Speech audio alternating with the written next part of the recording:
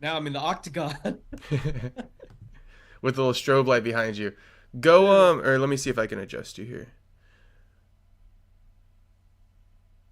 Yeah, go a little bit more to the center, if you feel me.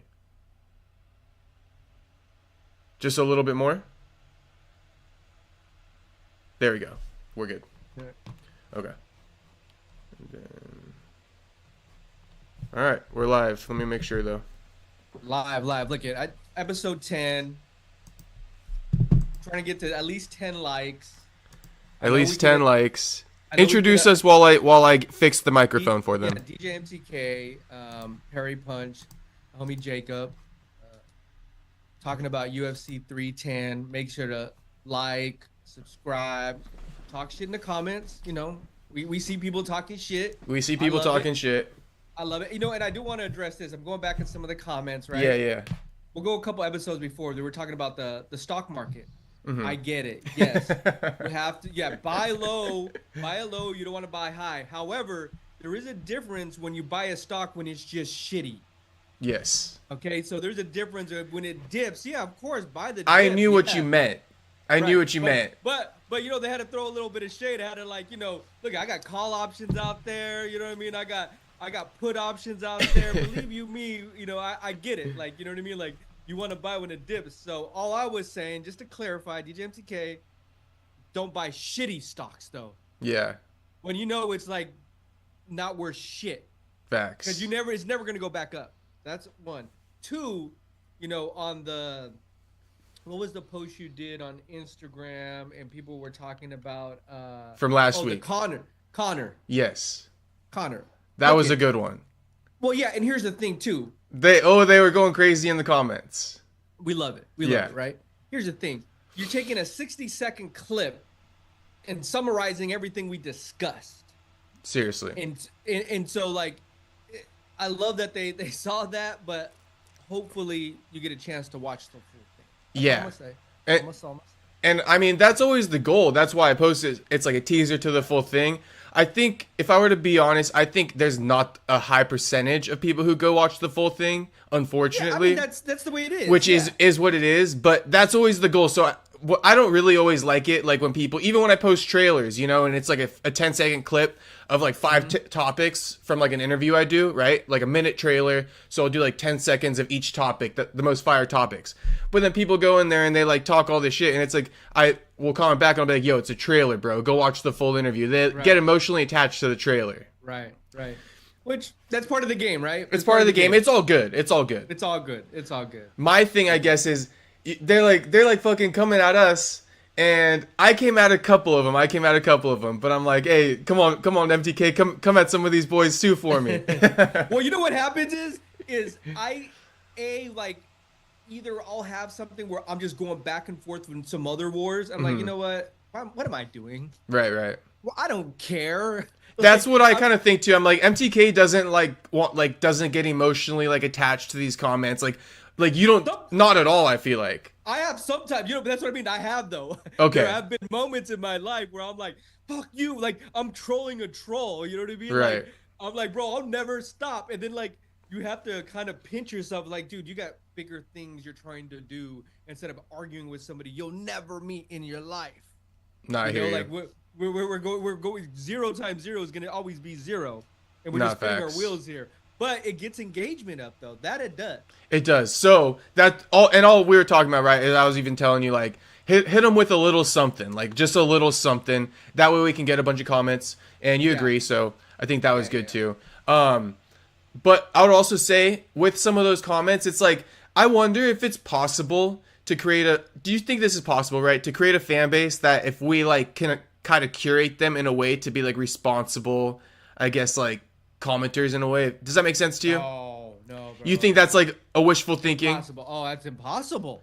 By like responding in like an intellectual way, because then I feel like you're giving too much of yourself if it's never gonna come around where you have like these intellectual people in the comments. I mean, think about MMA Guru. Think about Dana White. Think about how many people troll Dana White. He doesn't give a fuck about curating like their opinions. Yeah. Think about how people troll John Jones. Think about the biggest of the biggest. You know what I mean? Like, so nah, bro. Because I'm wondering, like, is it worth it to give them a lot of your opinion? That's what I kind of think. And I guess it is for like the extra comments, but they're never going to like agree with you.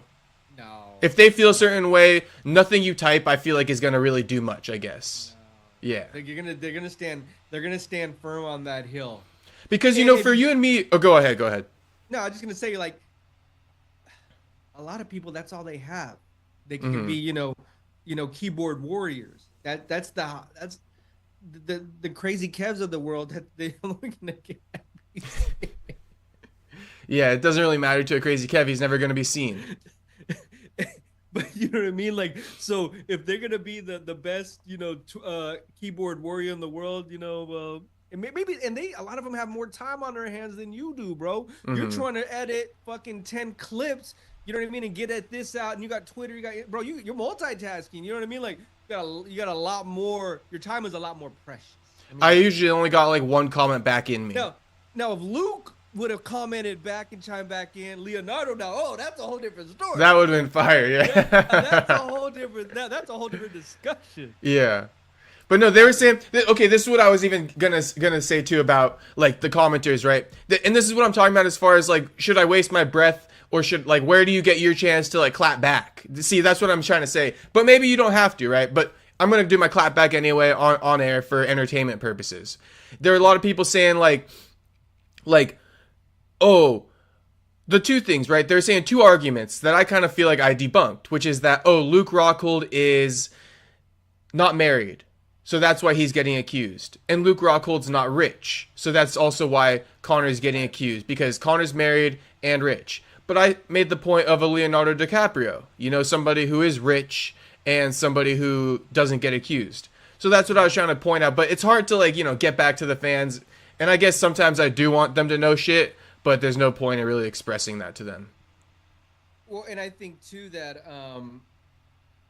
because if they care, maybe they'll tune into the podcast. Well, even the clip, right, was even when you originally asked the question, I was like, well, no, bro. But you were like, no, that's what I'm trying to say. Yes. Like, oh, okay, I see what you're saying. Yes. Even me. But then they're still doing, that's what I'm saying. I'm like, then they're still hitting me with it. I'm like, bro, I just told MTK too. But it's all good. It's all good. I appreciate them commenting first and foremost. So that's what I'll say. That's the whole point. Yeah. That's what I have the most fun with. So keep commenting and shit like that. I even love when they said that thing about you when they're like, homie doesn't know stocks. I hit him back. I'm like, hey, but you knew what he was talking about. Take it easy on MTK. No, I mean, but you can take it out of context. I get it too. Like, and it's one of, you gotta, in this game, you gotta have thick skin too, right? Yes. Especially online, you gotta have real thick skin online. And it's funny because I come from a world of people just talking shit 24/7. So you gotta have thick skin in person. You know what I mean? Like, you gotta learn how to make fun of yourself. So a lot of times too, you gotta be like a duck and let water just roll right off you. You know what I mean? You gotta keep it pushing. Like, all right, I can make fun of myself. Right. You know. So. That's always how I handle it too. Time to keep pushing. So all right, we'll get into the card. It's just gonna be basically a full breakdown because there's a bunch of cards and a bunch of fights, and there's probably a few of them that we'll go in depth on. A lot of them will probably brush by pretty quickly. And to be honest, if you don't want to cover a certain one, then just let me know. And I'll be honest too, if I don't have much of an opinion, I'll just say that straight up. Well, why don't we do this? Why don't we start with the early prelims, 1 minute for each fight? Okay. And if we don't have to say, I'll just say next. Yeah. Okay. So let's go. Okay. So we got Kennedy Nzechukwu and Lucas Bresky. Not familiar with my boy Lucas's work. This is a heavyweight bout. Right. That's to start off the card. Hey, you may need to clip this one. Mm-hmm. There's no women. No women fights. Hey, we love to see it. We love to see it. Bro, why? No, absolutely. I mean, hey, I give respect to, there we go. I can hear it now. I give respect to the few women that are solid fighters out there, what but if Amanda Nunes makes a comeback and she wants to jump on the pod, and then she heard this, like, oh hell. Yeah, I ain't getting Amanda on here. She ain't. It ain't worth my time. All right, it ain't worth her time either. She needs to go on somebody's that fucks with her, maybe a Brazilian podcast. So, as far as Kennedy goes, because they'll do her a better job than me. I probably would go with Kennedy in this one, but again, I don't know Lucas. I'm going with Kennedy too. Yeah, Kennedy. I saw one of his last fights. I'm going with Kennedy. He's minus 600 too. So Yeah, I don't know. Let me just click real quick who he beat in the last fight because it was a good performance. Chris Barnett. Oh yeah, it is what it is in that one. He's doing a quick turnaround though. I like to see that. It is what it is. Okay, moving on. Clay Guida, Chase Hooper. I like this bout. Where's the youngster? I agree with you. Wait, your microphone's all funky. That's the new sound effect for UFC 310. Holy, how'd you do that? I got this upgraded software I bought in Tuesday. The homies really hooked it up. You feel me? Damn, that's crazy. I could barely understand you though, but you said something about the homies hooked it up. yeah, the homies hooked it up. But no, hey, Clay Guida versus Hooper. I mean, you got the OG. Mm-hmm. Where's the young upcoming? I'm taking Chase Hooper all day though, but I think Clay Guida is gonna give him a run for his money. Okay. I'm saying Chase Hooper's kind of made a career off of this, right? Beating these guys. I think Clay Guida is a good test. Oh yeah, he's a great test, but he's about minus 1,050. That's crazy. That's crazy. I think he's a good test though. Yeah, it is in Chase Hooper's. You know what is his record right now? 14-3. Yeah, he just beat. Okay, so we're doing odds and all that stuff too now. Okay, I just pulled it up. No, then. I just. No, it's good. It's good. Okay, so we got. they're trying to build him up, right? And he's young, so it's a good test for him for sure. Yeah, and it's minus 1100 is pretty crazy. It's one of those bouts. There's not much to be said about it. We all know what it is, right? Chase Hooper, Clay Guida, the old guy. Yeah, you can never count Clay Guida out though. You can never count him out, and this is. He has that Nick Diaz in him. Yeah, and this is one of those wins. It's a solid win. I like what they're doing here. It's like that classic boxing approach. You're giving them a veteran who is good experience, very good experience. So with that said, moving on, I like this fight a little bit more. I'm intrigued. We got Max Griffin and Michael Chiesa closer in the odds, minus 108, minus 112. I don't know what you're seeing on your odds makers over there. Yeah, I'm next. I'm intrigued because you're gonna get me to fucking say it. I didn't want to say it. I'm intrigued because I'm kind of a Chiesa hater. Okay. It's just one of these where they're selling the story for too long. Well, I mean, but he's an analyst now, bro. For me, it's more like what? That's what I'm saying. You're selling this story for too long. Yeah, I mean, I'd rather just see him just keep. I'd rather just see him in the booth. And you know what I'm kind of annoyed with? Is that they're kind of keep giving him like him and Anthony Smith though, bro, because Anthony Smith's on this card too. But I'll give Anthony Smith this one. Anthony Smith is getting tough fights. Michael Chiesa is posturing like one of the best fighters in the world still, and he's not getting fights against the best guys in the world. He tapped to Kevin Holland, in that one loss. And since then, I think it's been Tony Ferg. Now it's Max Griffin. And, don't be sleeping on Max Griffin. But it's like, dude, give Chiesa, why? Chiesa fighting Max Griffin does nothing for the future of the division. I think Chiesa should have been fought like a Buckley. Should have been fought like, a Sean Brady. He might have. But I'm just saying, give him these tough guys. He's not getting any of these tough up-and-comers. Give him a Themba Garimbo. Yeah, but look at... Thankfully, Themba gets Vincente, and he gets a chance to move up, which he manifested. Because if he had to fight Michael, I mean, it's like, oh god. Yeah, but just go comment. I respect him as a fighter for sure, bro. But I don't know. But can I say this one? I said next. What did I say next? Next, and let me just conclude this one, because you mentioned Themba, and he actually ties into this. Themba, when he came on the show, he said that he wanted to also be a short notice replacement for either Vicente Luque or Nick Diaz. And if that one sticks together, he was saying, I'll also be a short notice replacement for Michael Chiesa. But he said, the guy Chiesa's fighting, I don't want to fight him. He's not a big enough name. So that just shows, the fact that Themba Garimbo doesn't even want to fight the guy Chiesa's fighting shows that this fight is a nothing fight. And that's why we have no intrigue in it. But I'm putting that to say, you know, a rising contender isn't even interested in fighting the guys that Chiesa is getting. Right. So we That see part. it. We see it. Okay, and it has to be called out. Yeah. Now this next fight though, money. Cody Durden also goes viral now. This is money. Joshua Van, the kid's dangerous. LA He guy. gets to he gets to fight a number 14 ranked opponent. Joshua Van had Charles on the ropes. Energy Johnson. He's dangerous. He was arguing, and Charles will get mad, but he was arguably winning that fight. No, he was, bro. That's what bro. He's 11-2. He's in rising star in this division, but he's had to face a couple dogs. So here's another chance for him to get an opportunity to kind of get back in that win column because I believe I think he's on that. He lost to Johnson. Did he beat Chairez? Chairez? I think so. Yeah, he beat Edgar Chairez. Did he not? Did? I believe he did. Let me see because that to me was like I was eyeing, okay, what are we gonna do on this card too? And because I know how good he beat is. Chairez by unanimous. Okay, but I think that was another fight where he was tested and he couldn't slide into this one two losses in a row. And then the way he got knocked out by Charles Johnson too, like Charles Johnson showed some grit, some heart to go. Because you were right, bro. That whole fight, I was scared from. I was like, bro, you're about to get knocked out. Fuck. And then, he showed there's levels to this shit. And Joshua Van, I think that's a learning lesson. I think that's because he's good, bro. I got Joshua Van all day on this one, dog. Okay. Here's what I will say about this one is I won't be surprised if Cody Durden pulls it off. I think Cody is kind of a junkyard dog.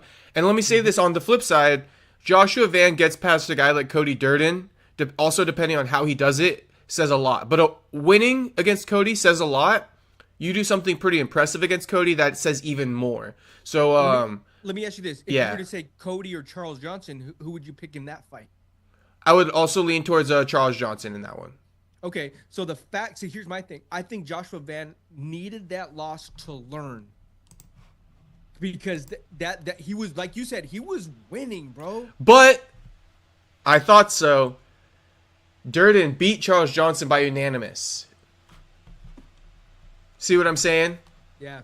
Yeah. But I think Charles is better right now, though. I don't know how long ago that fight is, but Charles has improved every time he's gotten that ring. Yeah, I think Charles had to get his feet wet in the UFC first. That was like his first couple of fights. But that's what I'm saying. Durden is like one of these guys. He's got a win over even Charles Johnson.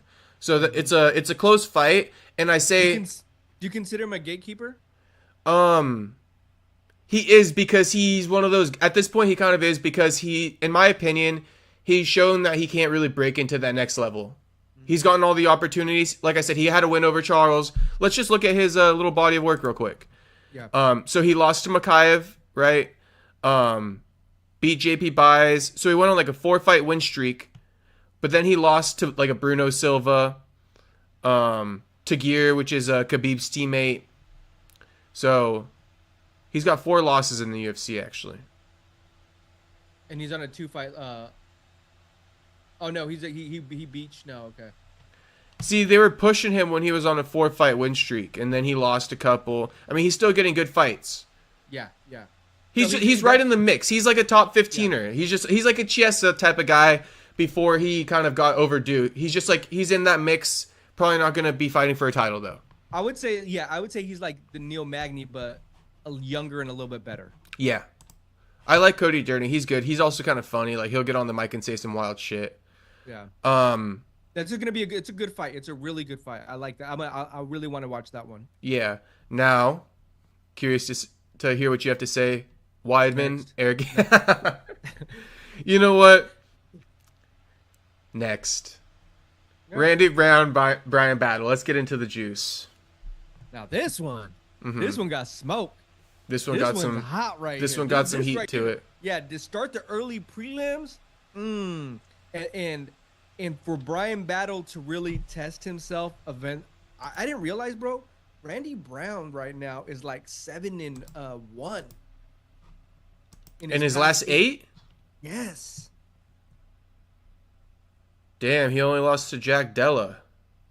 Bro, think about that. Yeah. He's definitely not a chump. And he's on my top 20 for sure. I know you've been pushing him, and I haven't been. Well, I forgot why. And I Well, got Randy. And look, I'm gonna tell you why I got Randy. You got Randy. I got Randy. Oh boy. Yeah. And look at and I fucking really like Brian Battle. Brian's gonna be pissed. He's gonna be hella pissed, bro. He's gonna come fucking hunt me down. And But you don't care. I hope he wins, though. I just think Randy Brown is a little bit more of a veteran and seasoned, and that he's gonna be able to weather some of that storm, and he's gonna be able to fight back. He's not gonna walk through Randy Brown, bro. And I think that his veteran and even Brian Battle said something on Ariel's show where he was like, well, we know what we're gonna get with Randy Brown, meaning he hasn't evolved. He hasn't grown. He's like, I have grown. I have evolved. But there's something to be said about a veteran fighter where he is not to say he hasn't evolved, but he's been able to sharpen all those tools while you're still trying to sharpen those tools. Mm-hmm. And I think he's been through a lot more heavy competition. This is Brian Battle's really first chance of a heavy competitor. Yeah. I'm looking at Brian Battle's resume, and in terms of like a fighter, that I'm speaking how the fighters speak.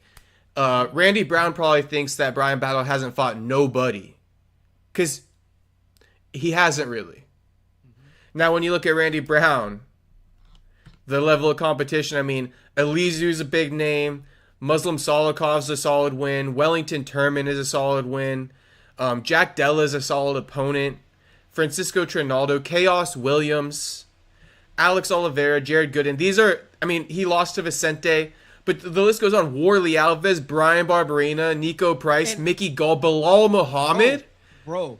And so the level of competition this guy has fought is crazy. And he's on a roll right now. That's the thing, too. It's not like he's coming off a couple losses. If he was coming off a couple losses and they gave him Brian Battle, I'd be like, you know what? Nah, it's Brian Battle's time. He's gonna get him. It's his time. But I think that Randy Brown still has a lot of gas still in the tank. How old is my boy? 34. 34 versus how old? And I think that if Brian Battle loses, Brian Battle can still win from this. Randy Brown has more to lose. And he's not gonna walk in this and take this lightly either.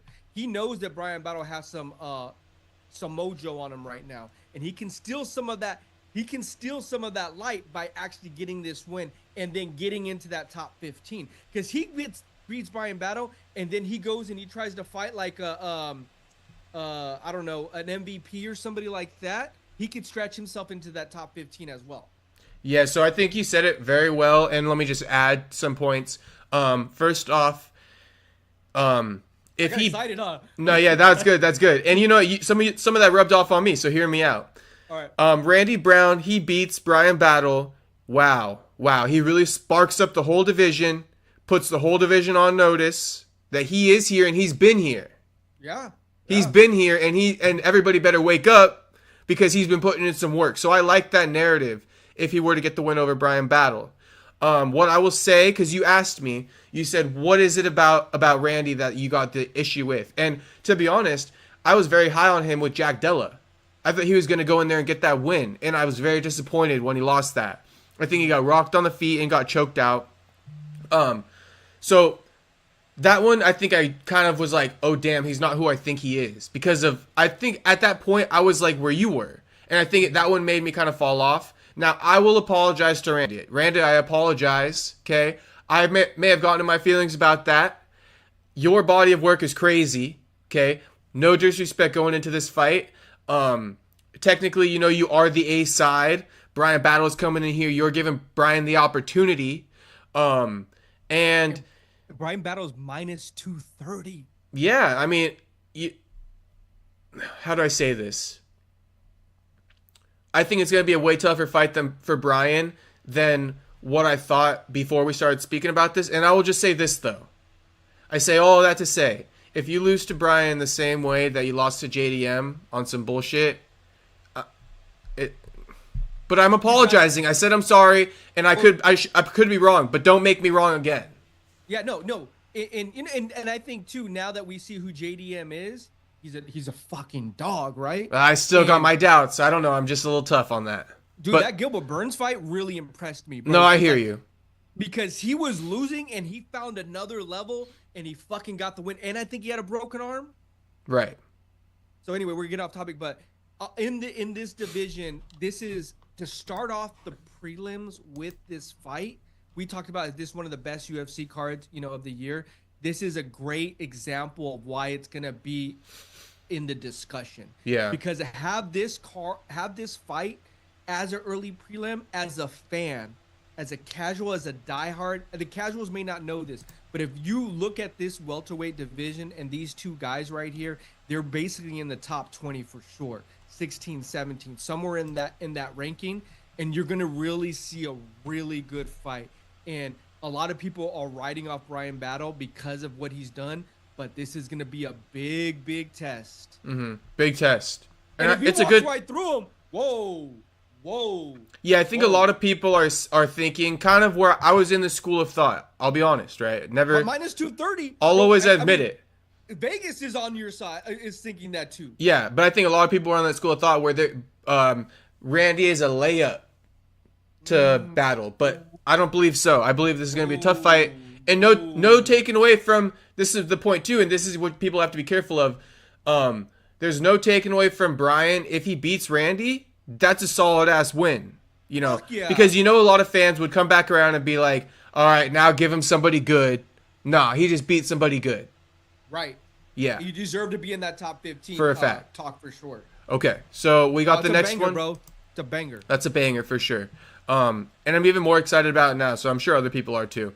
Now this one, it's a good one. Aljamain Sterling, former 135-pound champion, taking on Movsar Evloev. Movsar is like the Shavkat of the featherweight division. Like the Habib, yeah. But in the sense of like not very active. Okay. What does he fight? Like, when was the last time he fought? Probably a year ago. At the beginning of last year, and he beat Allen. That was a good win. Yeah. And then he beat Lopez before that. He beat Ige before that. He's undefeated, right? He's undefeated. I'm trying to pull up his Aljo. record. But let's see how many fights he's got, right? He's got... What is he, 18-0? Since 2019, he's got 1, 2, 3, 4, 5, 6, 7, 8. Since in 5 years, he's got 8 fights. This is my point. He's not even fighting twice a year. Yeah. So, I'm not trying to discredit him. I'm just putting it out there that, like, this is a great fight, but it's a great fight.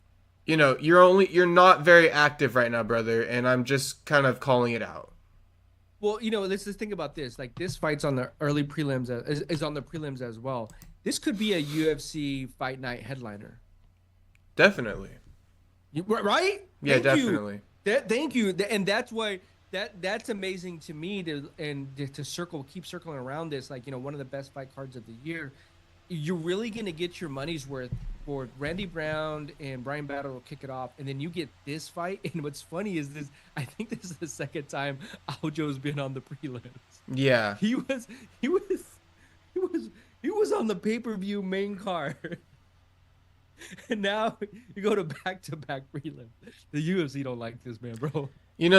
I fuck with Aljo heavy. I feel like I do too. I'm picking him. Yeah, but the narrative definitely, and that's why the UFC can't really main event him. The narrative is that he's kind of like not a headliner worthy fighter, but to me he is. He always talks shit. He's the one calling like Movsar's on steroids. Like he just went and on Embedded he went downstairs to run into Movsar.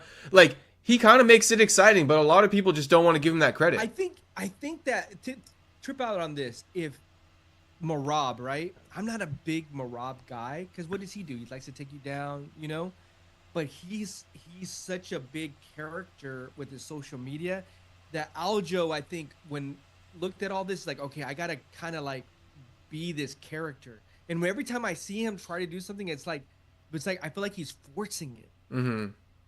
Like because he feels like he has to catch up on the social media side. He's a star, but he's not a star. He's a star, but he's not a star. He's got the star level skills. Right. There's nothing you could take away from that. But it's the fan lore that he's lacking. And even with that Sean O'Malley fight, it was almost like he didn't want to run his game plan because he didn't want to be called boring. And by doing that, he took a huge risk, and it blew up in his face. I never thought about that. He could have been walking still a champion, took Sean O'Malley down, been a boring fighter, and fucking still been a champion. Be like, and what? Yeah. That's an interesting take. But I never thought about that. But that could have played into his mind. I don't know. But that definitely could have played into his mind. That makes sense to me. Because, on paper, right, he should have really dominated O'Malley. And I guess maybe if he did play around with trying to be more exciting when he should have got the takedown earlier on, I thought he just couldn't get it, right? And I think a lot of people think he couldn't get it. But I guess there is part of that. Maybe, the fans did get in his head a little bit. If I ever spoke to Aljo, I would love to ask him that. That's a great question to ask him. And didn't he say too, like they kind of pressured him into the fight? I've always stood by that one. He shouldn't have fought him on that date, right? Because he's a big dude. Yeah, and you even said too, like sometimes like you need some time, and like I respect fighters that keep grinding and grinding. Mm-hmm. But you're right, there's a balance there, and they did kind of low key pressure him, like, hey bro, da da da da da. He didn't listen to his intuition. He kind of fed into it, and he, it's like, all right, fuck it, let's just do it. And the chance he took, that's why you gotta love fucking this shit, because when you get in there, you never know what the fuck's gonna happen. And yeah, he paid that price. Yeah, but so I got Aljo, bro. Okay, got Aljo. You got Aljo. A few things about the fight. Great question, right? And I guess my opinion, I'll say Aljo has the better wrestling. But I'm curious, who do you think will like be the victor in the grappling department? You're going with Aljo, so you think Aljo's gonna out-grapple him? I think so, because I'm looking at some of these like past wins of Mozart is good too. Don't get me wrong. Decision. And I think that Aljo, he was a bigger guy in the beginning, right? Mm-hmm. And so he feels like he's more at his weight here, and I think that it's going to be interesting because we're going to see two styles from two different parts of the world, mm-hmm. and both at their top levels, though, right? Yeah. Can the American wrestler beat the way he's Russian? Like right? a Dagestani wrestler type guy. Yeah. Now, this is one of my thoughts. I think being on the prelims benefits Movsar because I have this weird intuition that with a lot of these Russian fighters, they won't do well under the bright lights. They're very dominant when they're expected to be, but when you add the other factors of fight... Now, Khabib's an anomaly. Sure. Islam is still to be tested on this, but I'm saying under the bright lights, I think that certain American fighters and certain fighters I'd favor more over the Russians. And in this one, you're talking under the bright lights, Aljamain Sterling, Movsar. I'm taking Aljo under the bright lights, but I do think the fact that this is getting kind of pushed down, right, benefits Movsar, because I'm trying to say that if this was a big pay-per-view card, a big slot, a big opportunity for Movsar, I think that pressure would get to him. He might fold a little bit. I just have that feeling, and that'll, I got that feeling. It's a teaser, but about one of those fights that's about to come too. Okay. Yeah. Okay. So my biggest thing, I'm curious to see how Movsar performs under the bright lights. And the last thing I'll say about it is, Movsar, he's kind of a decision guy, right? And people criticize that he's kind of boring. Now, with a guy like Aljo who can really control the pace, I'm very intrigued to see how this plays out because, like Kyler Phillips, right, the kid who got Kyler to push the pace, and he ended up kind of beating him. Because, for example, Kyler gets the takedown, then he sits in the guard. But the guy that Kyler recently fought was fighting to get out of the guard, and he basically kind of broke Kyler in a way. So okay. I'm thinking that, like, with this fight, it's one of those where Aljo is a fighter, and he's not really a staller. Like, he'll push the fight, and he always goes for the finish. I think Movsar's slower style, simply put, let's see if Movsar can hang with Aljo's pace. Because Movsar is used to setting the pace, and this time, best believe, he's going to have to fight up to Aljo's pace, because Aljo fights at a higher pace. Yeah. Yeah. And I think that's going to lean towards Aljo's advantage. For sure. As well. That's also what I'm saying. Okay, another good fight. What's the line on that one? Wow, I can pull it up. Minus 250, Mozart. Yeah, if I was a... Okay, so I usually don't talk too much about the bets, but that, like, just odds-wise, I'm going Aljo. That's crazy, bro. I'm looking at here. I need to put down a 4-game parlay or something, bro. Yeah, Aljo would definitely be in there. I'm like already like 4 for 4 on the opposites of the odds. Honestly, Randy Brown, just money value wise, the fact that these guys are such big underdogs, it's not that much of a difference. It's like a 50-50 fight. So you got to go Randy Brown and Aljamain if you're betting. Curious to see what the Themba Grimbo Vicente Luque odds are. Another great fight. Minus 162 Themba. Yeah, no, there's another banger welterweight. And this goes back to our discussion that we've had. If we would run, I'm glad we have the receipts, because when you and I did that welterweight episode, all these guys we just brought up were in this conversation. That's why I love this card too, is because it has so many welterweight fights. Yeah. There's not much to be said, honestly. Like, to be honest, I don't got much to say about Luque at the moment. He's got to really kind of show something. And with Themba, he's rising, he's surging. So we'll see. I think it's a great fight for Themba. The one thing I'll say about Vicente is, like you kind of mentioned before, right? With the with Ian Garry, right, getting Buckley initially, you were like, I wonder if he was like, fuck, because you go from fighting this guy to this guy, and so that's basically happened to Vicente twice. Vicente was going to fight Ian Garry last year this time. That fight fell out. Yeah. Didn't get that fight. Ended up, whatever the case. Then he went to go fight Sean Brady. Get this. Then he got booked against Sean Brady main event. Sean Brady falls out. He gets Buckley, right? So he gives Buckley that opportunity. He's not getting a ranked guy anymore. Buckley got ranked off of Luque. Now, Luque gets Nick Diaz. And he got knocked out, right? But and look at that fight, right? People say all the time he didn't really show up in that one. Why is that? Because of the opponent changes and all this bullshit? You wouldn't blame him. Now, just to conclude it, then he gets booked against Diaz, right? Canceled for Saudi Arabia. Then he gets rebooked against Diaz. Canceled a few weeks out from UFC 310. Now he's getting Themba again. Same situation as he found himself in March. So my point is, curious to see what kind of Vicente we'll see, because he's claiming he's motivated. But to be honest, like with everything that's been going down, it's pretty hard to be motivated if I was him. I would tell you this, you better be motivated, because you cannot afford this loss. But how could you even have been, here's a devil's advocate, right? My thought. How hard has he been training for Nick Diaz? How can you even train like with the full confidence that you're going to go fight Nick Diaz? Like, he's training blindly. He doesn't have any direction, I feel like, for the last 6 months. But I think you... I get, what? And he sure as hell hasn't been training for Themba.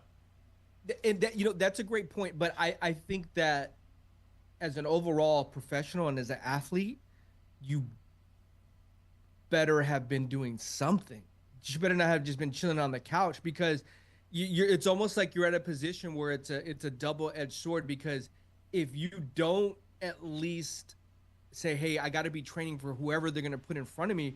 Because if he goes off another loss, bro, he's going to really be talking about now you're just out of the top 15 rankings. You're now kind of a placeholder. You're now on the bottom line of your career. He needs this win more than Themba needs this win. And that's weird to say, because Themba needs this win too to start getting into that conversation into the rankings. Mm-hmm. I hear you. And what's funny, right, is, I'll actually give Vicente this credit. Vicente is about it. He's accepting these fights against like Buckley and Themba, and that's why at least we're talking about him, and I'm giving him credit of his story, because he's taking fights. So I'm able to lay out what he's been up to right now. Contrast that with the guy we talked about previously, Michael Chiesa. That's why we got nothing to talk about with Michael, because Michael isn't fighting, and he's not stepping in there. He ain't doing shit. So even though we may have seemed critical about Vicente, he's doing his thing. he's still writing his story. He's still fighting tough guys. If he can get a win, he puts himself back in the picture because he's been in the mix. A guy like Michael Chiesa, he's basically out of the mix just fighting welterweights. You know, so I just want to say that, like, credit to you, Vicente. Like, it sounds like I might be hating or some shit. I really don't. It doesn't really matter to me who wins. But you're at that later stage in your career. Obviously, Themba's rising. So that's why I am leaning towards Themba. Also, with just all the stuff that Vicente has gone through. But with that said, too, I don't blame Themba, or I don't blame Vicente if he shows up a not very good version of himself this Saturday. Can I say that? I don't blame him. I would understand. I'm saying I won't understand. You better fucking show up because your limelight is going to start getting a lot more dimmer. If you thought it was dim before, I hear where you're coming from. It's going to be super dim, bro. And Themba, okay, I think his last fight was against Nico Price. Yes. Nico Price challenged him. That was not a walk in the park. Nico's a good fighter. Right. And so I think that Vicente is going to be this isn't an easy fight. This is not going to be something that you're talking these next level guys right now. So I will commend him. If he goes in there, he gets the win. And if it's a gritty win, I will commend him. I was hoping he was going to be a little bit more dynamic and exciting versus Price, but I realized Price was a good test for him. He needed that. I hope it kind of even humbled him a little bit. Be like, okay, wow, okay, maybe I still got more to grow here. Like because that was not I thought it was a close fight. It was, and Nico's a beast. I think a lot of people don't know, but I know this about Nico's career. Before he made it to the UFC, Nico was like headlining shows in Florida on the regional scene, selling out packed arenas. He's like a big star in Florida before the UFC picked him up.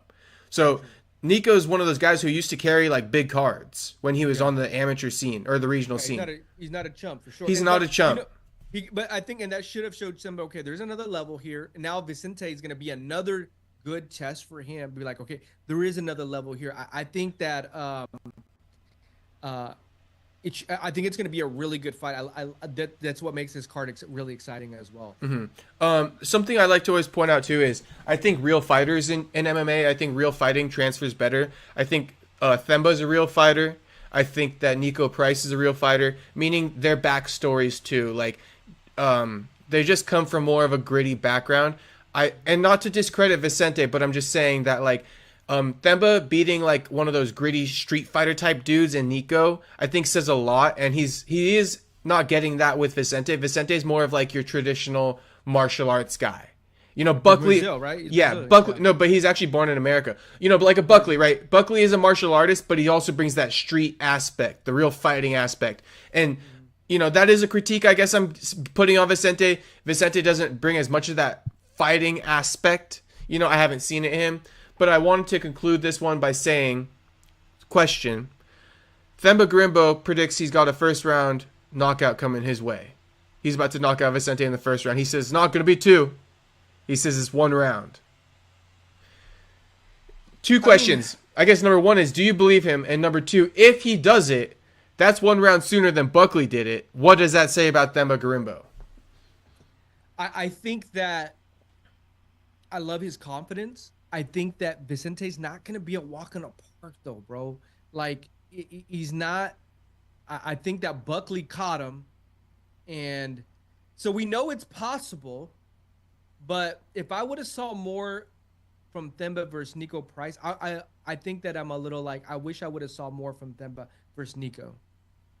I'm almost telling you, though, real quick, I feel like Nico was a tougher fight than Vicente. That's kind of what I said earlier. See, and I feel like Vicente, but you know what? But that's why we're about to see. We'll find out. Is Vicente still got a little bit more juice in him? Because if he does, he's gonna be a real challenge.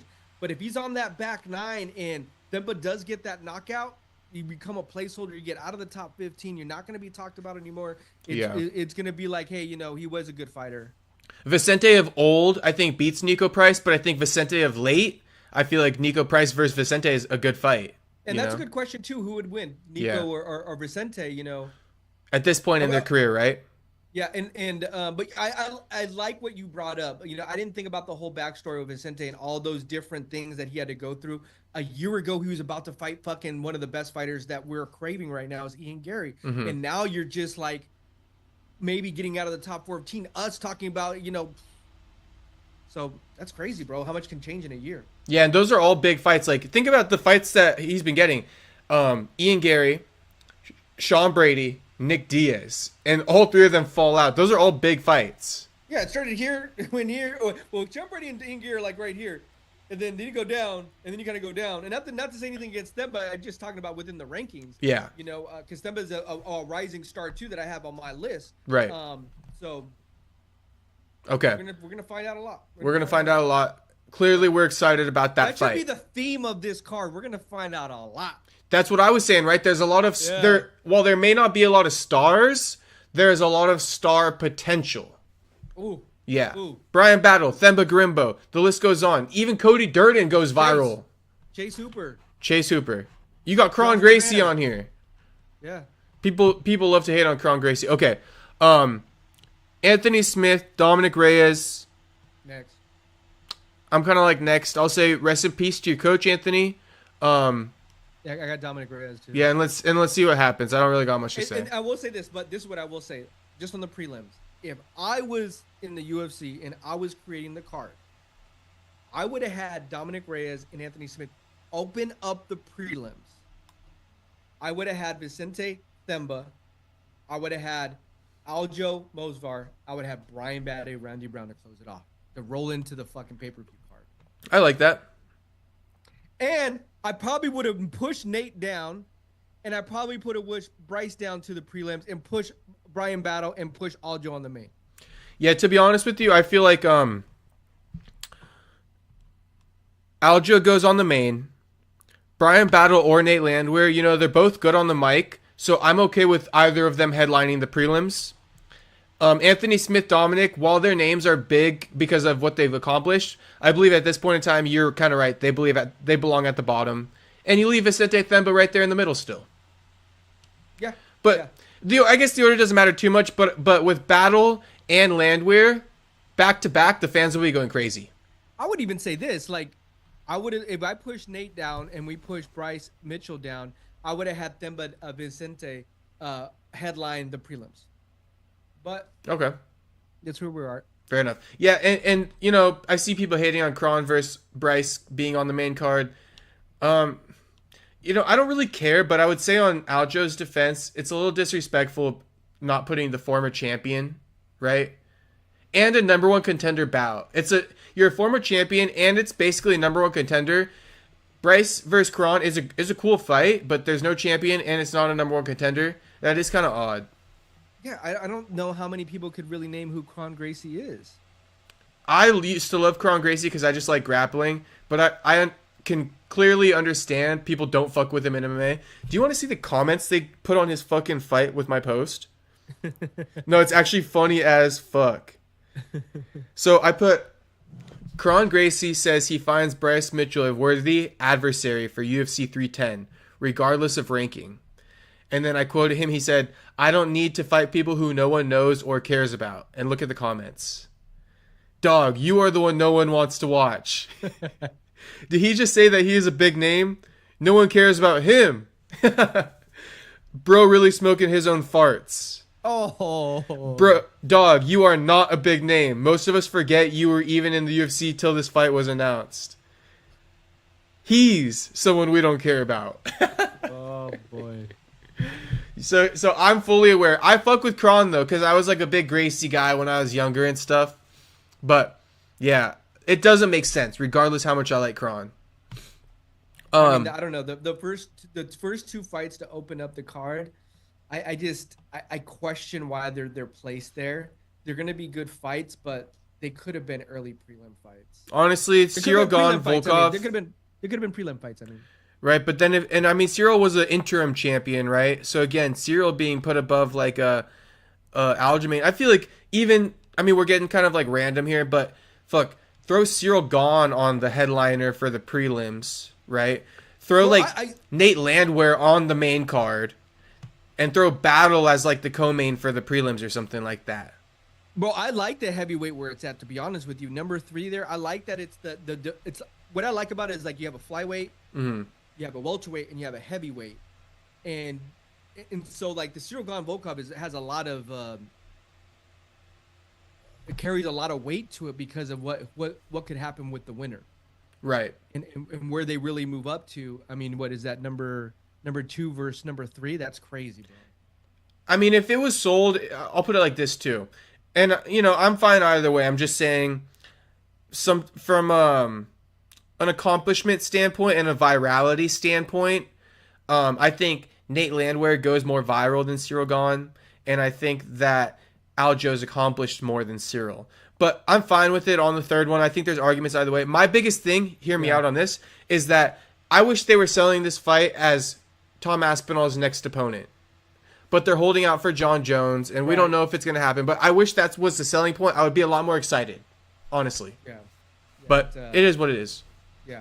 There's a lot more going on with that. Yeah. We don't want to skip past Nate Landwehr, Dooho Choi. Anything? I don't have anything. Okay. You know, Dooho's been out for so long. You know, let's see. Let's see. Who do you got? It's minus 142, Nate. You know, Dooho is known for just coming in and knocking dudes the fuck out. And Nate's a dog. He's gritty. Yeah, it's a really tough one, to be honest. I would go like... See, for me, Nate's so like back and forth. He'll win one, he'll lose one, he'll win one, he'll lose one. But he's always going to give you a good performance. Uh-huh. And he was competing in like Russia and shit, so I do give him like credit. But he lost to Dan Ige by unanimous. I think Dooho Choi knocks Dan Ige out.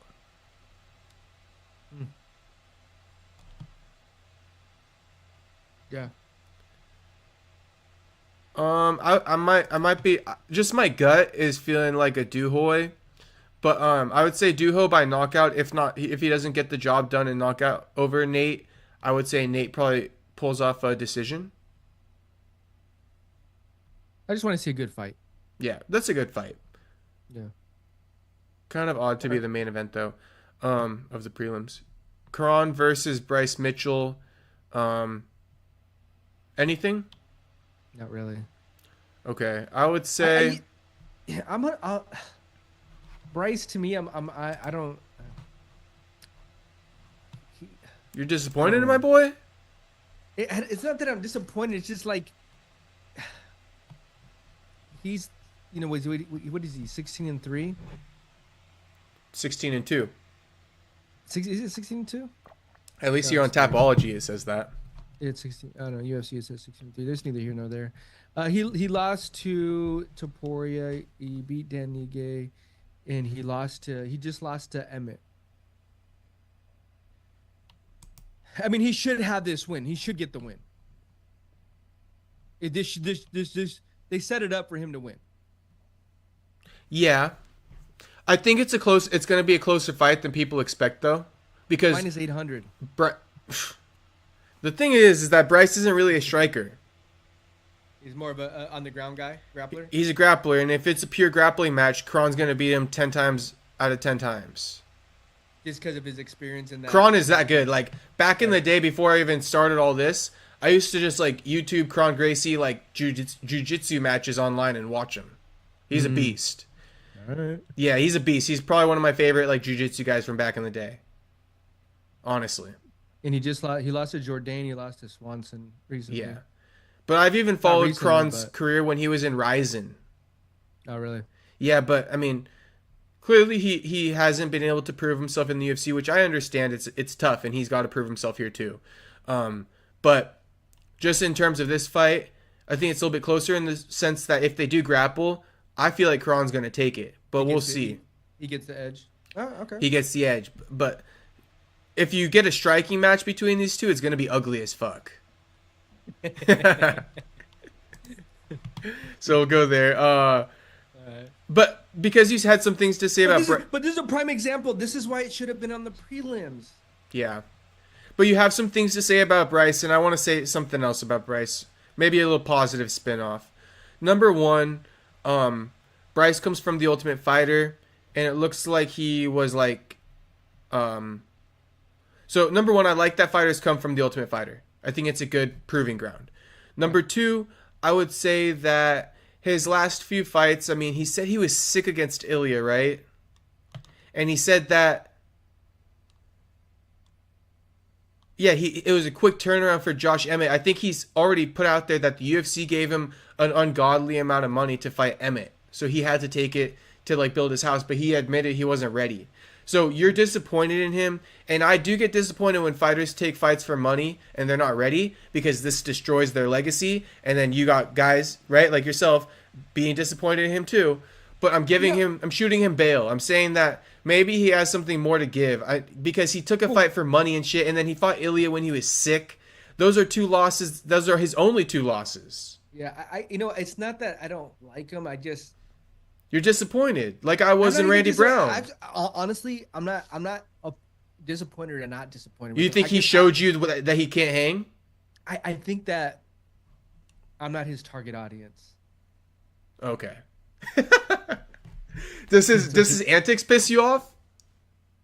I don't know if it pisses me off. It's just I'm not his target audience. Fair enough. Yeah, just not. Like he's not a homie for sure.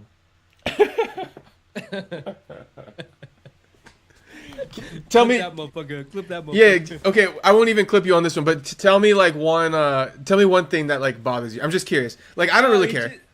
It's just more that like, is it his preaching, or is it like, what is it? I don't have a lot of like hillbilly friends. Okay, so his vibe. Yeah, he's a little too slow for me. Because he also raps and shit like that, so you know. God, please don't. The mixtape king. Please don't. Stick to the UFC. I don't even want to hear that shit. Don't get me started. Have you ever heard of Darkensaw? You ain't never heard of Darkensaw? No. Shit, should I play it for you? No, please don't. I'm gonna stick to Kendrick and fucking Draco, dog. Bro, my boy Bryce Mitchell got bars. Are you sure?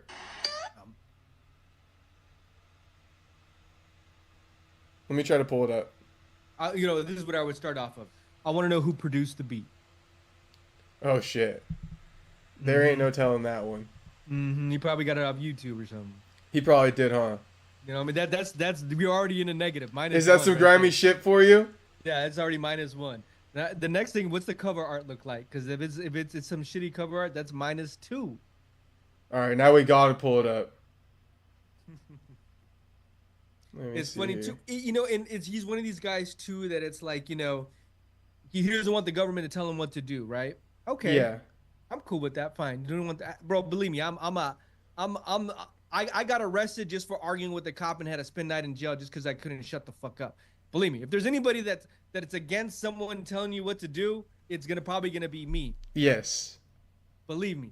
However, it has been proven through like fucking decades of research that seatbelts more than likely will save your life. And then when he got asked if his daughter will, that his kid, yeah, of course he is, because bro, he doesn't want nothing to happen to his daughter or his kids and shit, because you're thinking on the safe side. You'll do anything to protect your children.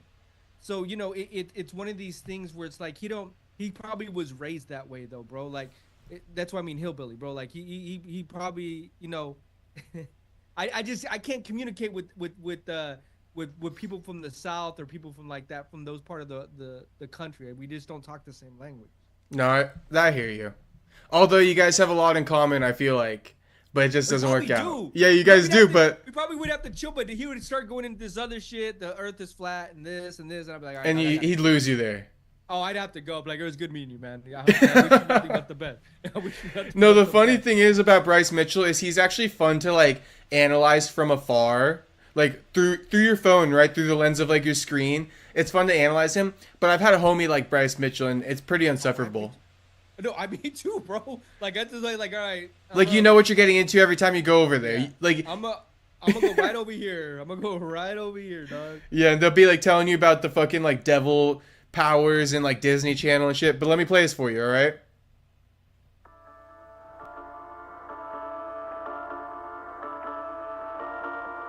I can't hear it. I bet because you can only hear it in your headphones. You can't hear this?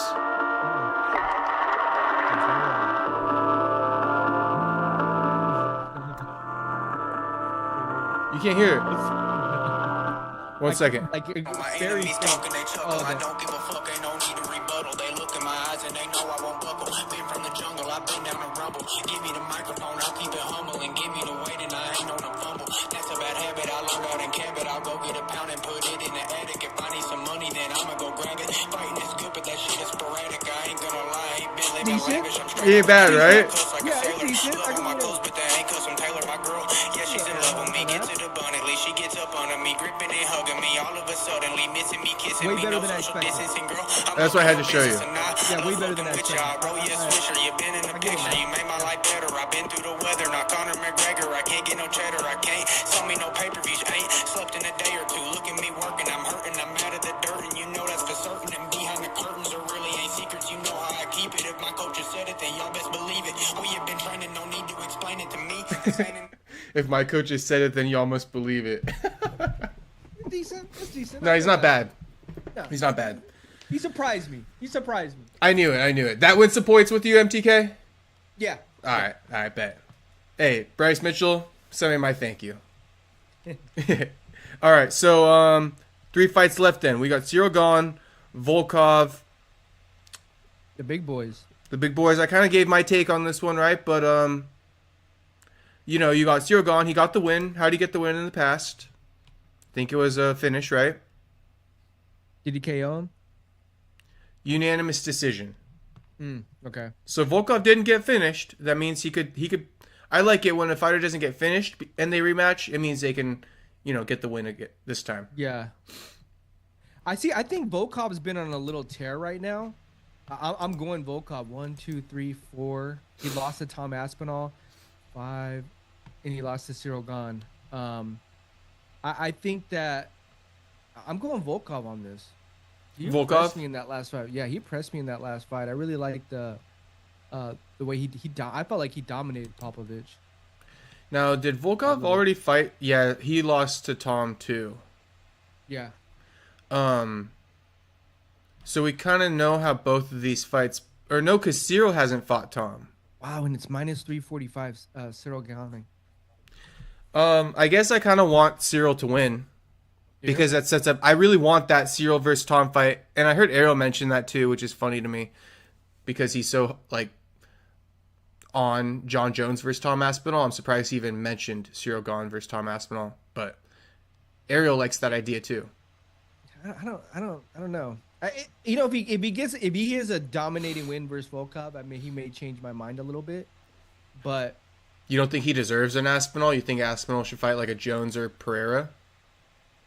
Because who else would Aspinall fight if John doesn't come back? yeah, that's true. That's true. Yeah. You know, what was the theme? You know, this is gonna. I forgot how we worded it, but this is gonna tell us a lot.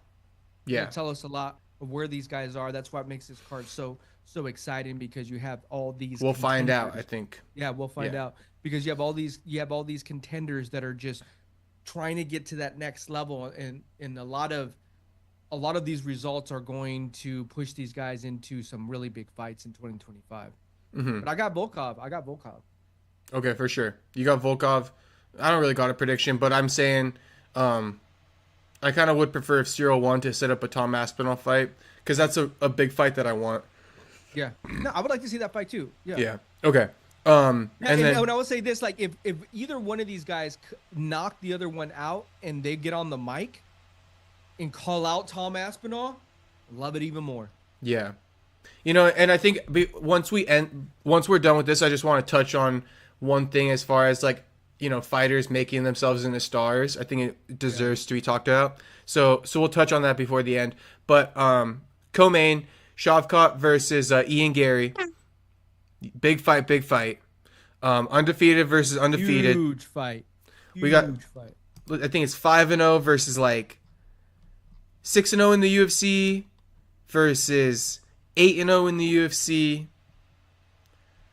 How we feeling? Keep in mind what I said earlier. Bright lights for Shavkat. That's one of my biggest questions. How does Shavkat handle the bright lights? Because Ian Garry loves him. here's my thing. It's interesting that you say that now. Now that I really think about this, Shavkat to me Sub-Zero. He has never finished him. He has never even allowed a judge to determine his future. Yeah. Not only is he zero, he's never even allowed a judge to even to present the scorecard. 0 losses, 0 decisions. So I think there's something to be said about fighters like that it makes it super impressive. Now, I love what they did with this card. I mean, at first they were going to give him Bilal, and he was waiting for somebody. I know we were talking about who's going to go. Ian Garry steps in. I love the fact that Ian Garry said, you know what? I'm not going to run from this. Because he could have took the easy way out. And not to say that Joaquin was going to be easy as well, because Joaquin could have knocked him the fuck out. Mm-hmm. So it was but I think that he knew this is going to hype his career even more if he gets the win, though. And it shows that he's not afraid of challenging himself, right? Because he could have easily said, no, I'm locking in for Joaquin. Yeah. Easily. And I think a part of me, like, sometimes wants to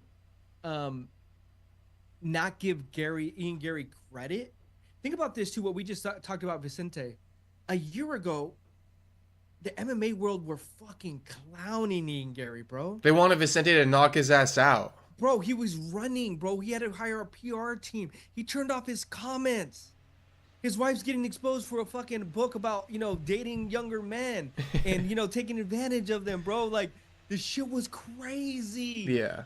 He was in a shitstorm of fucking debauchery being made fun of, bro. He Finds was. out that his fucking ex-wife's husband's fucking like the nutritionist guy or whatever, A year later, he is now in the conversation of becoming, one of the best ever and all this. But I just think that Shavkat's cut from a different cloth. And what you said about the bright lights, and I'll let you kind of finish it off. These guys, the Habibs of the world and the Islams of the world and the Shavkats of the world, to me, bro, they're so laser focused and they don't have any real distractions how some of these other guys do because of social media and because of this and that. It's wake up, pray, eat, gym. Let me go back and pray. Let me go back and eat maybe one more round of the gym or running or cardio. Sleep. Boom, boom, boom, boom, boom, boom. That's all they do.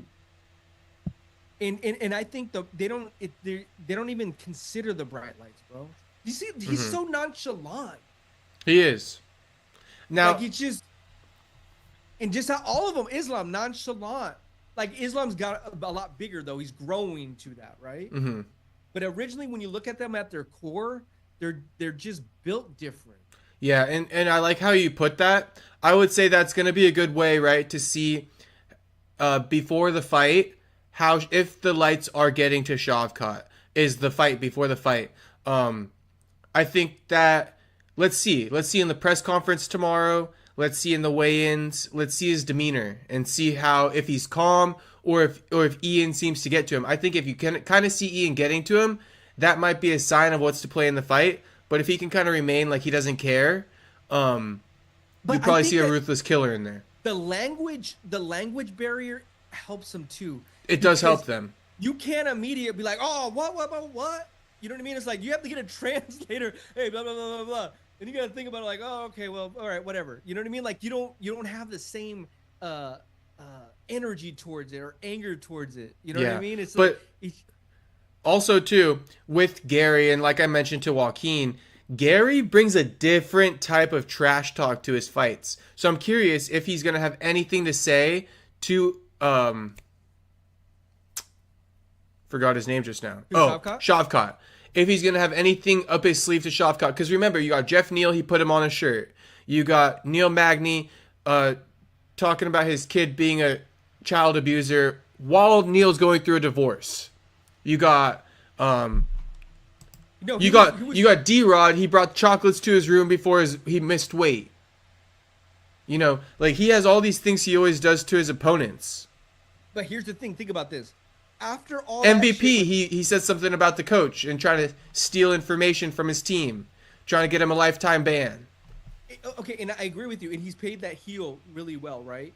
but then it kind of turned on him because all that animosity people were throwing towards him, and then it got thrown back at him. And I think that's why a lot of hate started like, oh, you can dish it.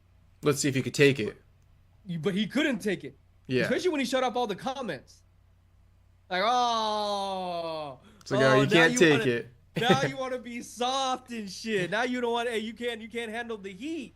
But you put Jeff Neal mugshot on a shirt. Right. And so like he and that was, and even at that fight, I wasn't impressed with him, bro. Ian Garry's a very smart strategic fighter. He even said it too. I'm gonna win 3 rounds. He's thinking in his mind. He's not thinking, oh, I'm gonna go knock this motherfucker out. Shavkat on the flip side, that's all he knows. Like, Did he really say he's just gonna win 3 rounds? Look at watch the Ariel interview. Okay, because it's a 5-round fight, right? And he just said he needs to win 3. I love that and so he said he's going to outlast him, and so he'll win 3 out of the 5. When it goes to the championship rounds, he'll win those negs too. But that is Gary's style. He stands there. He's really like, you know, He's a very like, hey, if I agree. You got to be technical, right, and understand how to steal that round if you can. But you know, I was just watching this replay with Shavkat and Stephen Thompson. You know, once he got close on him and he was able to take him down and he made able to really make it a really gritty fight, Shavkat was just on top of him. He was not giving him an inch to breathe. And if you look at that Jeff Neal too, what else I like about Shavkat, he's been tested. I've never seen Ian Garry really tested, where he's like, oh shit, bro, I just got fucking rocked, dude. Like, I gotta shake this shit off. I gotta, get back in the fight. Yeah. Shavkat's been tested. That Jeff Neal fight, he was willing to stand in the pocket and take some of that punishment, and he took the punishment. He took it, and he was still able to get the win. I see more growth in that than taking it and kind of standing on, all right, got you here. Or I got the last minute. I know I got this round. I know I won that round. Or the judge is going to see that I won that round. Very safe. Even Shavkat said in his press conference today, is like, yeah, he's a very safe fighter. Yeah, I like that perspective, and that's very interesting because Shavkat always shows that he comes for the finish, and Ian, I'll be interested to see, because that type of like, oh, I won that round, I won this round, I won that round, that's not the real fighting, right? That's not how a Joaquin Buckley fights, and I always say, I always take the real fighter over the gamer, the guy who tries to game the system. So, or even a guy who just follows along with like the traditional martial arts. I always take the guy who has a fight aspect, because the fight aspect, you're not worried about like, oh, he's better than me here, he's better than me here. It's a fight, so I think that probably isn't Ian's mind. He's kind of like, he's better than me in the grappling, I got to keep it on the feet, and he's working the strategy. I think a guy like Shavkat's like, I will fight you anywhere it goes, and let's find out. And so right. I love that. I really do. I agree with you on that, and I think there's 2 different mentalities, right? And it's interesting because as fans of this, of just the UFC, MMA fighting, competitive, watching 2 competitors, we get to see 2 guys in their prime, zeros, compete against each other on the co-main, and that's just exciting as fuck, bro. Like, yeah, that you can't put a price tag on just that. I can't believe the UFC isn't building that even more, when was the last time you really saw that? Yeah, the only thing that would make this one bigger is a belt on the line. The only thing. And now, the guy that loses, or the guy that wins, is gonna, just get that shot right there. And if imagine this, imagine Shavkat does finishing Ian. That'd be crazy. I was watching a highlight reel of him, bro. Every time he walks away, the one he did against Stephen Thompson. No, Shavkat's a beast. He just is. He's just cut from a different cloth. And Ian Garry's so talented. Like, he has a lot of skills, and he's big and he's quick. Like, he's definitely not I don't think he's something that you just walk right through, right? But I think that his skill has got him to this point. And now you're about to meet a guy that's is as skillful as you, and maybe just an edge better than you. He's right there. And he's finished every. Think about John Jones, bro. John Jones has finished every single. I think he has a few decisions in his career, right? Yeah, he's got like a DC decision, like an Anthony Smith decision. And the Dominic Reyes one, right? Yeah, and like OSP, I think. but he's pretty much He finishes a killed lot of people. Right. And think about Anderson Silva in his prime, bro. He was walking fuckers, bro. Put him in front of me. Ding, ding, ding. On the Right. ground, on the feet. Like, he was just an assassin in there, in his prime. And Shavkat may be able to start scratching that surface. If he gets another finish, No, that'll be amazing. And then we can see him against the top level competition, which is what we've been waiting for, because Shavkat hasn't got that yet. But we're about to find out exactly where he belongs. and think about this. Or like, Ian Garry. And someone were to say this, I'm a fighter, like, oh, I got the win, but just it's because I was able to, like, outmaneuver him. It's not. To me, I'd be like, man, fuck you, bro. Like, I'd take it personal. This is what Like, Nate even Diaz though- says. Nate Diaz says the point in going out and fighting, his dynamic, his MO when he would go out to fight his whole career is to go put on for Stockton and come home and talk about how dope his fight was with his homies. Because best believe if he put on a boring performance, he would come home and his homies would give him shit for it. So that's what you're talking about. And Nate Diaz, bro, Because you would be like, oh yeah, that's whatever. I was watching the Leon fight, like maybe like a few weeks ago, versus Nate, and Leon was on him, but at that last round, Nate had a fucking chance. He almost fucking knocked his ass out, and that's what's crazy. Like, and I really hope Ian Garry gets pushed to his limit. And if he does win, that he's able to show us all there is another level of him. Because I think that's what it really does take to get to that next stage. Like, you need to have those fights where you get tested. No, I agree. I wish that Buckley was tested versus Stephen Thompson, but he showed it in that third round. Izzy was tested against Kelvin Gastelum. And you gotta find another level, bro. Like, you have to find something in you. We need to see it. And that really translates to fans. Even you got Kamaru's first fight with Colby.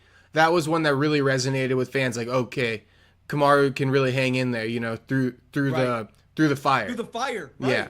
Right. Okay. Now, last one. Pantoja versus Asakura. Not a lot of hype, but because it's the main event, we can't just skip it. Yeah. So, give me your best take. It's interesting because, I was scratching my head of, like, why Kat Asakura was just getting an immediate title shot. Like, usually when you go in from another organization, you get you MVP. What did they do? Was he ranked right when he got in? He was not. But he got the win, and they put him in the ranking. Right. Against Kevin Holland. Okay, and then the Ritter, he just fought, right? And he came from another organization. Did they put him right in the rankings? No. But then he won, and he got into the rankings. I believe so. And so now they're going to give him another guy to get a ranking. So you're getting 2 or 3 fights before you just get the title. Now, those two guys, I believe, more on the back nine, where Kat Asakura is right in the prime of his career. And I think that I'm going Pantoja. I think that there's levels to this, and I think UFC has something very powerful with what they can. They're a rise above all the organizations. Even your best guy can't beat our probably number 5 guy. Yeah, I hear you. And I think that makes it exciting, because if he shocks the world, no one's going to be expecting that, and it shakes up the whole division, because they needed some new blood. Yeah, and actually, to add to your point, right? You're saying, because he comes from Ryzen, right? And we're talking about the UFC. Now, to really add to your point, the Ryzen couldn't even beat Bellator's best fighters.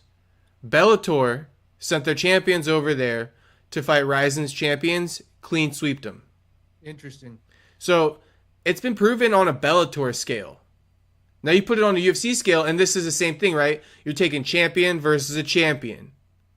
And he wasn't even an active champion in Ryzen. So I'm just putting it out there. It's not like Asakura definitely takes losses. In fact, Asakura has a loss to Manel Kape. A win as well, but a loss as well. So I'm just putting it out there. He was able to get it back. He was able to get it back. But I'm putting it out there as far as like, I think people or the UFC obviously wants to sell this as like Asakura. You know, he can really hang in there. He was their active champion leaving, but those things weren't the case. And think about this: it was supposed to be the co-main, and Shavkat was supposed to be Bilal as the main. So that kind of, you know, if as a co-main, you could have sold it to me a little bit better. Yeah, but as the main, okay, I hear you. So right? No, yeah, for sure. And then think about this. I was just talking to Ray about this. So if we think about it, Pantoja, there's been so many trilogies. Brandon Royval, Brandon Moreno. They tried to build up Steve Erceg. What happened to Steve Erceg? Lost to Pantoja. Yeah. They tried to build up Tatsura. What happened to Tatsura? He lost to Brandon Royval. And they said Steve didn't even deserve the opportunity back then. Remember that? Because they needed. They just kept on searching for someone to get there, right? And Steve Erceg was on a nice little thing where he was like, oh, he could be the next guy. And then what's his name just lost to Brandon Moreno. So it's like, what do you do? Give him Brandon Moreno again? What do you do? Give him Brandon Royval again? Another, you know, these trilogies that they keep going through. So I think that they kind of were in a tough position to be like, all right, who do we give him? It would look good as co-main event. We'd like a Japanese fighter, you know, to win.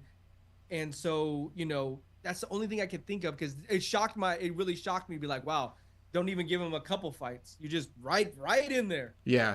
But like you said, with everything that's kind of happened, if this were to be in the welterweight division, right, I think it would be a lot crazier. But like you're pointing out, the fact that this is happening in the flyweight division, I'm kind of okay with it. You know, it's not the end of the world for me. And we were talking about like star power, right? Yeah, like, Asakura could become a big star. But here, and he has I didn't realize how big his social media following was. Mm-hmm. And he the star power within this card is maybe the only thing that doesn't make it that John Jones card or the Alex Pieta card. You know, now the Ilya Tombora card. Sean O'Malley was really carrying cards as well, and that's the one thing I think the card is missing. Yeah, and I'm thinking this too.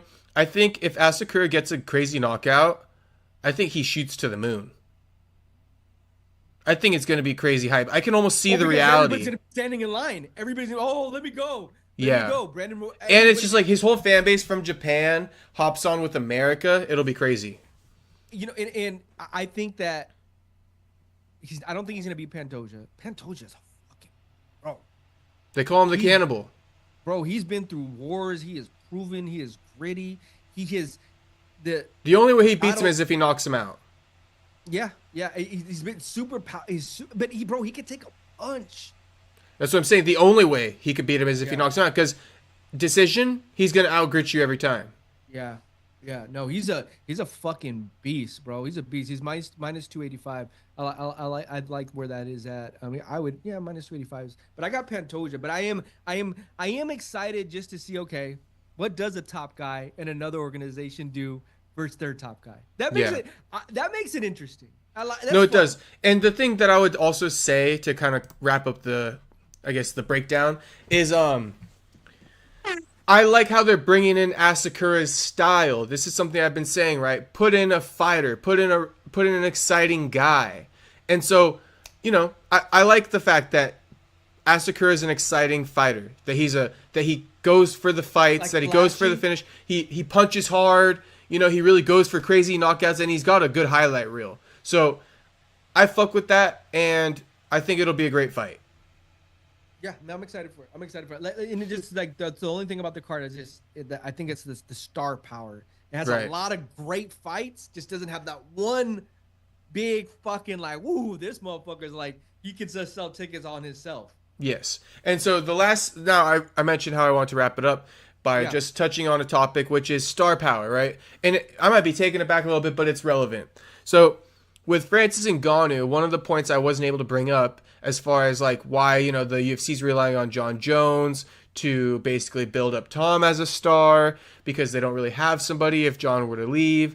And if, you know, I mentioned Francis Ngannou because Francis left. My point is that the UFC, right, needs to kind of, how do I put this? The lack of stars in the UFC, in a way, I think has been a little bit of the UFC's problem. I think that to some degree they're so focused again, right? You always say it, they're the product, they're the show. And I think to some degree that while people have thought that they've created something really nice in that sense, and I think that they have, I think that it's playing out because you see the heavyweights, there's no stars. You see like the flyweights, there's not too many stars.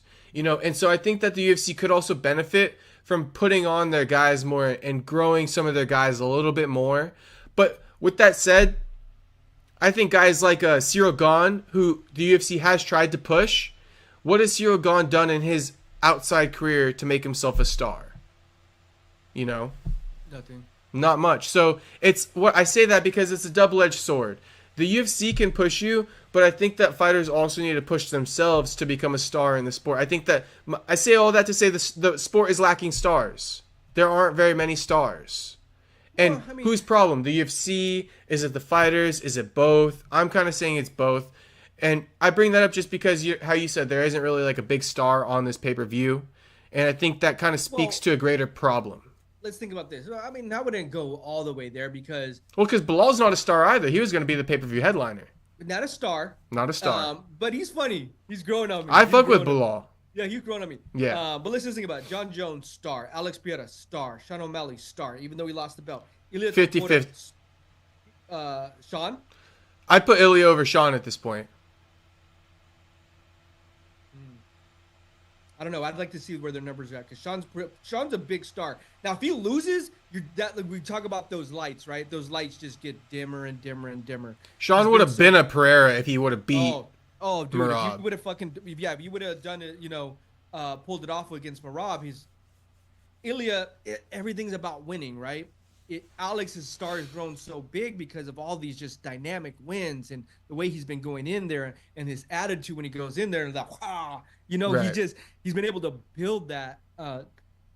Izzy was a huge star. Volk was a huge star. So they lost a couple stars because of the losses, but they're able to curate these other ones. And Pantoja is a star in his own right. And Merab is trying to become a star in his own right. So I mean, let's say they have 4 stars out of 6 divisions. I think there's more than 6, right? There's like flyweight, featherweight, lightweight, welterweight, middleweight, light heavyweight, heavyweight. So they got 4 stars out of 8 divisions. Out of 8 divisions. And you can only really put 2 fighters on a year. Let's just say, for example, 2 star fighters, right? Alex Pereira typically can only fight 2 times a year. John Jones would typically only fight 2 times a year. Islam only fight 2 times. You know what I'm saying? Mm-hmm. They're trying to build Drinkus up as well to see if he can get another win. So they keep having these bulbs they have to, these plants they keep on having to water, and they have to curate other plants, and they're watering them too. Hopefully they come and they start taking the place. Ilya gets on a roll, bro. I mean, yeah, he's going to be the next big star in that division in the UFC. I think Ilya probably has some of the most star power potential out of those guys because, Alex and John are getting older. Sean doesn't have the title anymore. The thing is, Topuria has got those skills that are like beyond human comprehension. I think a lot of people look at Ilya and they're like, I could never do that. And I think, that kind of gives that's like a Shavkat. People see Shavkat and they're like, oh my God, I can't even believe this is happening. Versus when people look at an Ian Garry, they're like, they got so much criticisms, right? Well, I think that confidence comes off as arrogance, and it rubs people the wrong way. Even with Ilya, it's like, bro, you're just too arrogant, but he was able to back it the fuck up. And you back it the fuck up, and you got me coming full circle being like, all right, you're the man. Hey. Yeah. Hey, that movie's still rolling. I said the lights were going to come off. No, that movie's still rolling. And the way he did it, too, is like he was able to back it up. And, his whole aura. And aura, too, is something, right? The aura that you have and you present yourself, I think that just keeps elevating you. And, but no, I think I'll meet you in the middle, I'll meet you in the middle. Because they do have a lot of stars, but it's hard for anybody to have 8 stars all fucking blinging at one time. Mm-hmm. Fair enough. Now, let me ask you this one, because this is more so kind of how I think, too. And, there isn't really an answer to it because I think there's so much going on with how to make a star. So let me ask you, if you consider your favorite stars in either boxing or MMA, what are some of your top qualities that make you consider somebody a star, if you will? Like, if you tell me who your biggest star is in boxing or UFC and why. In the UFC of all time, it would have been Anderson Silva. Okay. GSP, probably my top two guys. And why for you? The reason why is for Silva, he was a killer in his prime. I this goes back to us talking about, when guys, go on. So skills. Mm-hmm. The fashion that he was able to dominate. So swag. Yeah, he definitely had swag. He had swag because he was super cocky. It was that bit him in the ass, right? And did that win streak that you were able to put together, the records. I mean, he has a record that is. I think John Jones maybe just beat it, but just to be in that conversation is like, you don't see that all the time. Yes. Even that the fight against Chael Sonnen, like he was out. Like Chael had him, bro. He fucking was able to put him in that triangle choke with his fucking leg. He fucking elbowing on the top. It was like, damn, bro, how the fuck did you just do that shit? Like everybody walked away like, damn. Yeah. Like, when you walk away with fights like that, like, whoa, your star power just keeps rising. Especially because he beat all the odds there. Okay, and what about a GSP? GSP too. Is it skills and swag? Because I feel like GSP doesn't have too much swag. He does in his own right, though. He does what? He does in his own right. Oh, in his own right. Okay. Like in his own way, With his gi to the walking. Right. But he's very respectful. But he was a badass motherfucker in there. And skills for me. Yeah, he was so good because on the ground and on the feet. I think I would add that start on the ground and on the feet. They can take the fight wherever you want it. They're gonna get you. Yeah. They're gonna get you where. That's a John Jones too. On the ground or on the feet. Where do you want it? Right. So I guess with that said, the reason why I ask you that question is because in my mind I do feel like one of the biggest potentials for star power is number one, skills. Like you also mentioned, two is swag. And to be honest, I would even put a lot of the shit talking and stuff like that, lower on the totem pole. I think two of the biggest things is skill and swag, to be honest with you.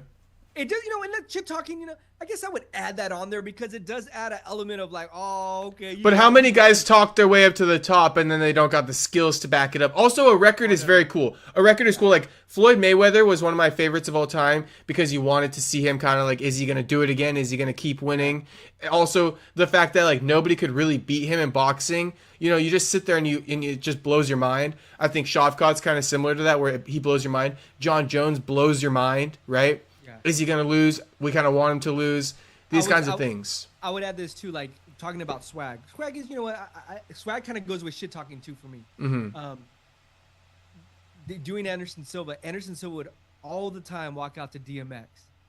I was like, oh, this was walking out to DMX, and he would walk out with that spider and shit, and then like he would just be so cocky and just put his hands down, and then he would just like dink you up or kick you up. Do something, knee you, Muay Thai you, something crazy skillful. Like you were like, damn, this motherfucker's on another level here.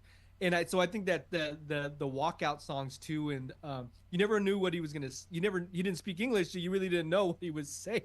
Yeah. But like Alex Pieta with that chama, like no one knew what the fuck chama was. No one knew, but now it's one of the biggest things. So I will say this is that, how do I put this?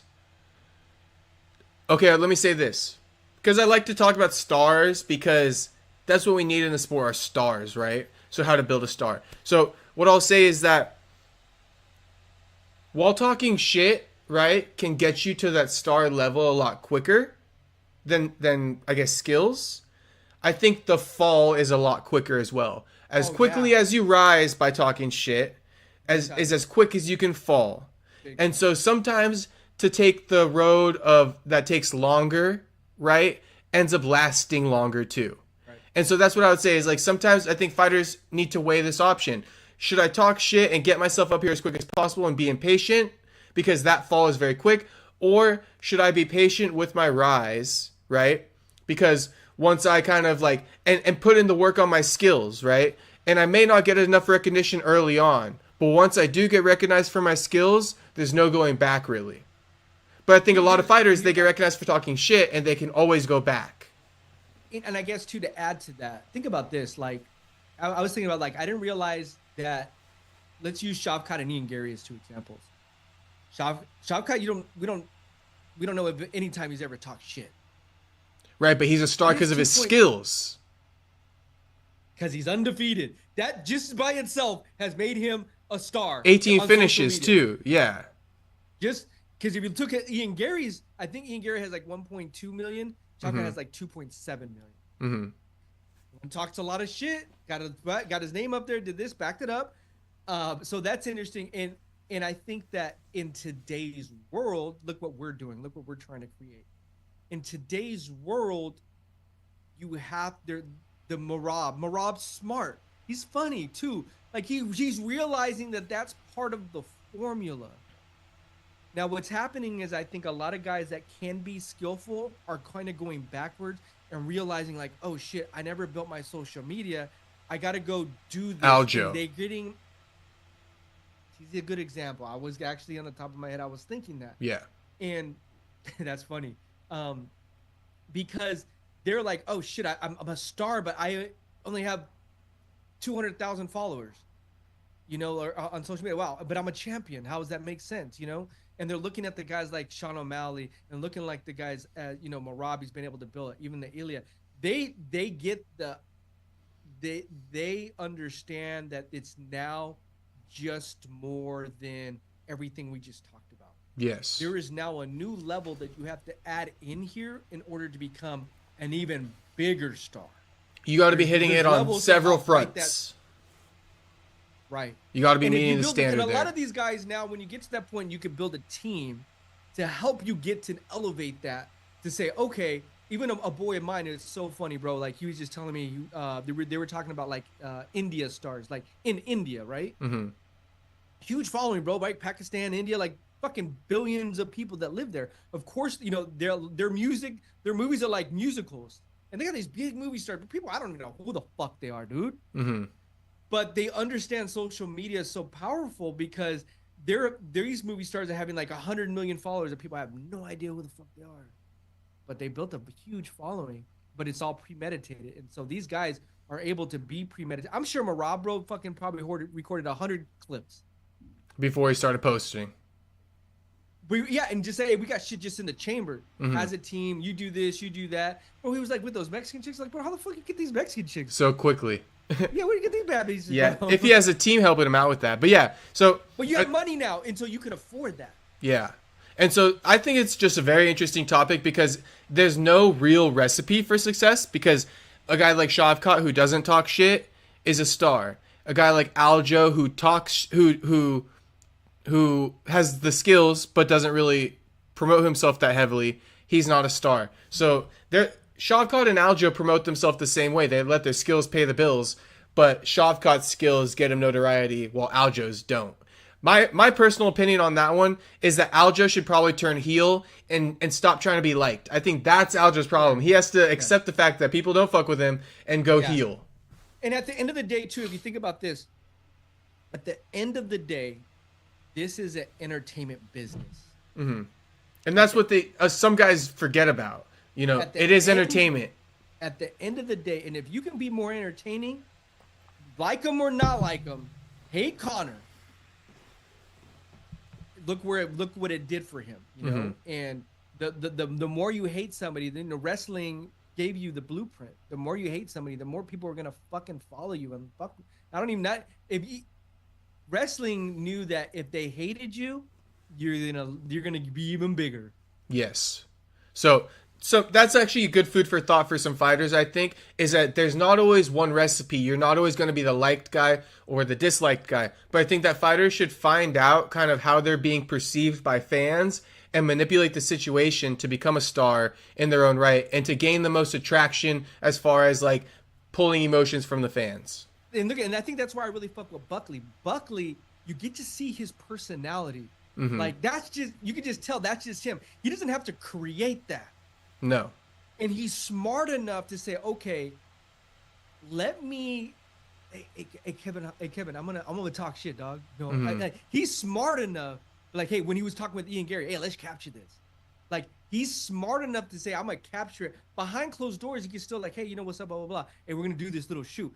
I see it every day within the rap industry. Every day, bro. Like, that's just part of the formula. You know what I mean? Premeditated, but you get to see his natural self come out, which makes it so much funner. Because Yeah. you know, he's not trying to create this persona that like you cringe, like Colby. You cringe when you hear him talk, like, all right, Colby. Yeah, Like, and only some guys can do it like Buckley, right? Buckley's one of a kind in that sense where he can just Yeah. shoot. He can just shoot, Yeah. you know. Right. One of a That's the kind. swag. And you got the gotta, swag. yes, and he found his way. He's Right. tried a lot of things and he found his way, you know. And so Right. I think that's a good example. And I think the person who got me on this, because you said that this is an entertainment business, I think the reason why I even brought this topic up in the first place was because of a guy like Cyril Gahn. So a friendly reminder to Cyril Gahn, you're a great fighter, but this is the entertainment business. And I think that certain guys, let me name one more. He's already out, and I mean, I'm just adding fuel to the fire. But Michael Chiesa, this is the entertainment business, brother. We respect fighters with skills, but the thing is if you're not willing to entertain with your personality and your skills got to be like Shavkat level, 18-0. So it's good to be like 50-50, like skills, but entertain us. Think about this. What's his name? Dean Thomas. Yeah, the analyst. His fucking Instagram is fucking funny as fuck. He's a UFC fighter. Yeah, UFC fighter, coach now, right? Bro, his Instagram is funny as fuck, bro. Like, he gets it.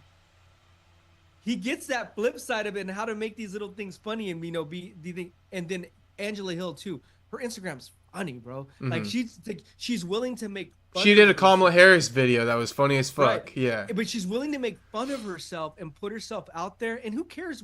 Let the cards fall where they're at. Make fun of me. I don't care. if you find it funny, just post it. Yeah, and if you want to talk shit. Yes. I'm Worry not- about how people think about it later on. Right. You know. And because you keep building your brand and your followers. You keep building your brand and your followers. And so these guys, what you just said, really on another layer of it, build a team. If that's not what your strong point is, so be it.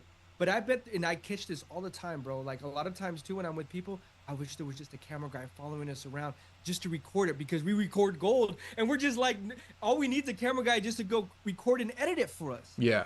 And if you have the funds, bro, you're not talking about $100,000 budget. You could probably be talking about a $10,000 budget, right? Yeah. They have that type of money where they could just have people following them around and create little clips for them.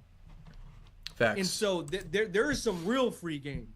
Some real free game for sure. So Because they're leaving content on the ground. yeah, and there's like we say, and Ian Garry does that. Like we say, there's no real blueprint, but take everything we just said, and you know, take pieces that might apply to you, and Right. put them into your own little machine to build you up as a star. You know, I think that's a great way to end it. Big time. All right, boys, we will catch you.